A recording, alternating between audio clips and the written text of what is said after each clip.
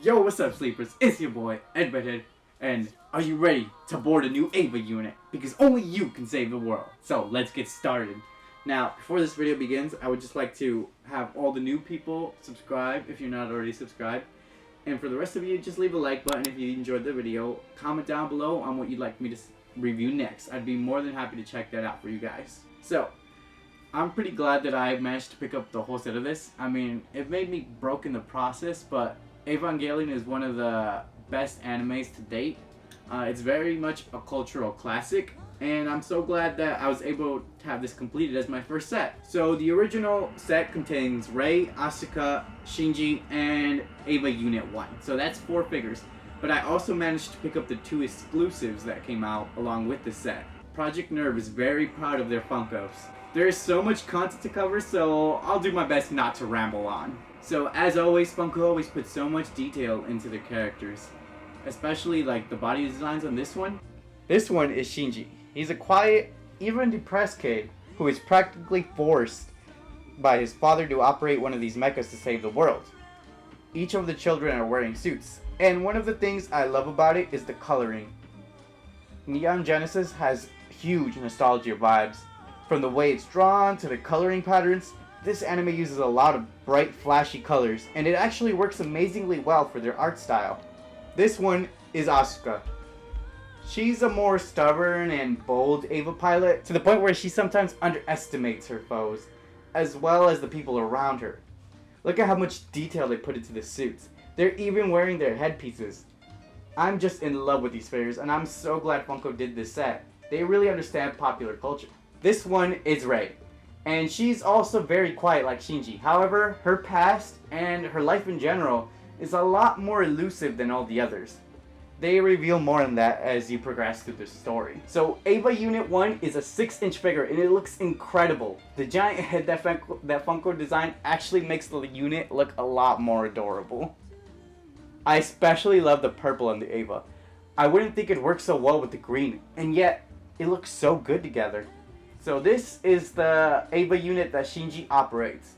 He is the only one capable of operating it. So there are 2 exclusives that I'm aware of. I actually own both of them, so I'll be able to display them for you guys here in a second. The first one is Asuka in her school uniform. It was a summer of 2019 exclusive. Here you can see her attending school in what may be the only normal moments of her life.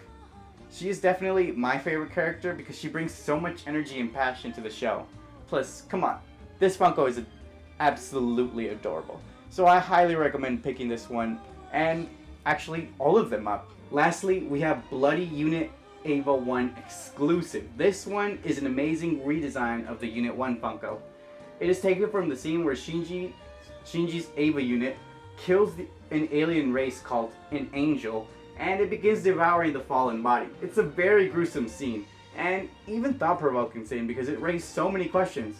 Yet it was an iconic scene, and I can see why Funko decided to recreate it. I became familiar with Neon Genesis Evangelion through the show actually first, before I even picked up the manga. As is with most cases, I typically tend to watch the anime first just because I like to watch all the action and all the dialogue take place on a screen before me, versus the book. I know that's the opposite of what I preached in my last videos, but for some reason it's just different for me when it comes to anime. I definitely feel like animes can stand on their own most of the time, however there are certain cases in which that's not true. So the story follows a depressed kid named Shinji. He kind of struggles with the loss of his mother and a resentful father who's kind of absent for a lot of his life. He has to deal with mental issues, all while being forced to operate this mecha that he never asked to be a part of.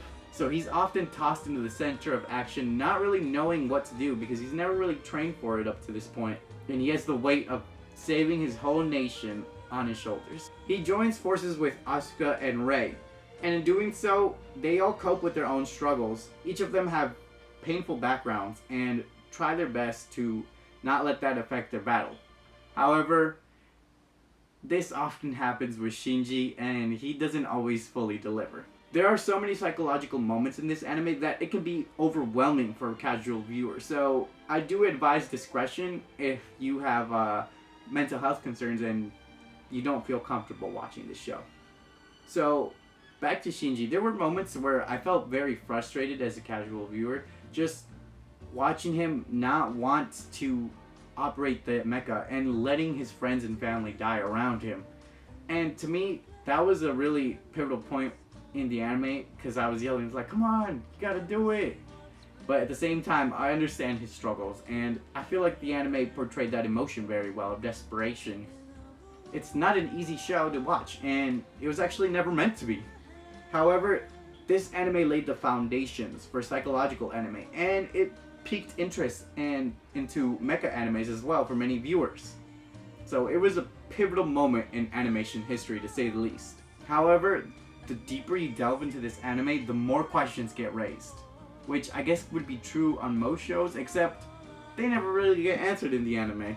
There's so much going on in the background that it just escalates the plot, and you're just so wrapped up in the characters and the subplots and everything that's going on. It's hard to follow sometimes. However, I must also talk about the ending to this anime.